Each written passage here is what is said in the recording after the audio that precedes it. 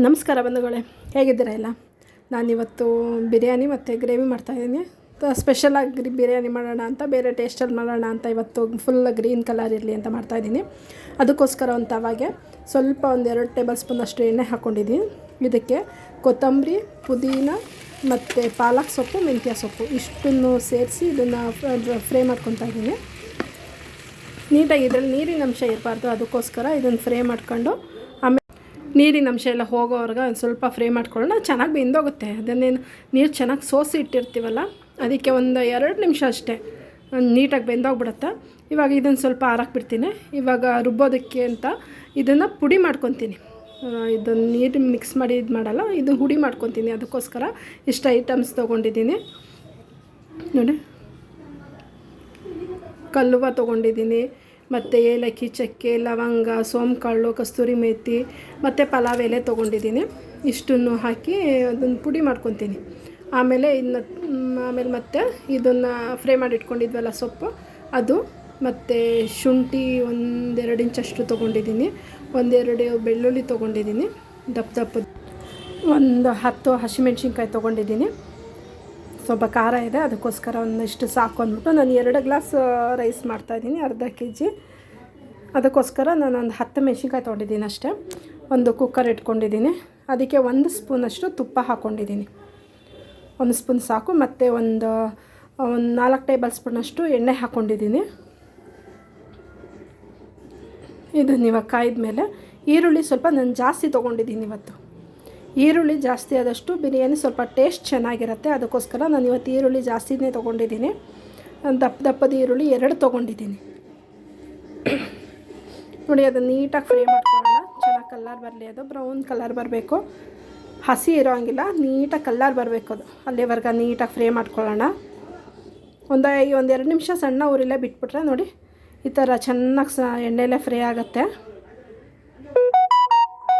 ಚೆನ್ನಾಗೂ ಕಾಣಿಸ್ತಾ ಇದೆ. ಇವಾಗ ನಾನು ರುಬ್ಬಿಟ್ಕೊಂಡಿದ್ನಲ್ಲ ಫಸ್ಟು ಶುಂಠಿ, ಹಸಿಮೆಣ್ಸಿನ್ಕಾಯಿ ಮತ್ತು ಬೆಳ್ಳುಳ್ಳಿ ಸೊಪ್ಪು ರುಬ್ಬಿಟ್ಕೊಂಡಿದ್ನಲ್ಲ ಅದನ್ನು ಹಾಕ್ಕೊತಾ ಇದ್ದೀನಿ. ಅದು ಚೆನ್ನಾಗಿ ಫ್ರೈ ಆಗಬೇಕು. ಅದು ಎಣ್ಣೆಲೇ ಚೆನ್ನಾಗಿ ಫ್ರೈ ಆದರೆ ಟೇಸ್ಟ್ ಚೆನ್ನಾಗಿರುತ್ತೆ. ಅದಕ್ಕೋಸ್ಕರ ನಾನು ಇದನ್ನು ಫಸ್ಟು ಎಣ್ಣೆಲಿ ಫ್ರೈ ಮಾಡ್ಕೊತಾ ಇದ್ದೀನಿ, ಆಮೇಲೆ ಬೇರೆ ಎಲ್ಲ ಹಾಕ್ಕೊತೀನಿ ನೋಡಿ. ಇವಾಗ ಚೆನ್ನಾಗಿ ಫ್ರೈ ಆಗಿದೆ ಅದು. ಇವಾಗ ಮಸಾಲೆ ಎಲ್ಲ ಪುಡಿ ಮಾಡಿ ಇಟ್ಕೊಂಡಿದ್ವಲ್ಲ ಅದನ್ನು ಹಾಕ್ಕೊತಾ ಇದ್ದೀನಿ. ಅದನ್ನು ಎಣ್ಣೆಲೇ ಫ್ರೈ ಮಾಡ್ಕೊಳ್ಳೋಣ. ನಾವು ಆಲ್ಮೋಸ್ಟ್ ಬಿರಿಯಾನಿಗೆ ಎಣ್ಣೆಲೇ ಎಷ್ಟು ಫ್ರೈ ಮಾಡ್ತೀವೋ ಅಷ್ಟು ಟೇಸ್ಟ್ ಚೆನ್ನಾಗಿರುತ್ತೆ. ಅದಕ್ಕೋಸ್ಕರ ನಾನು ಇವಾಗ ಚಿಕನ್ ತೊಗೊತಾ ಇದ್ದೀನಿ. ಅದನ್ನು ನೀಟಾಗಿ ಮಿಕ್ಸ್ ಮಾಡ್ಕೊಳ್ಳೋಣ.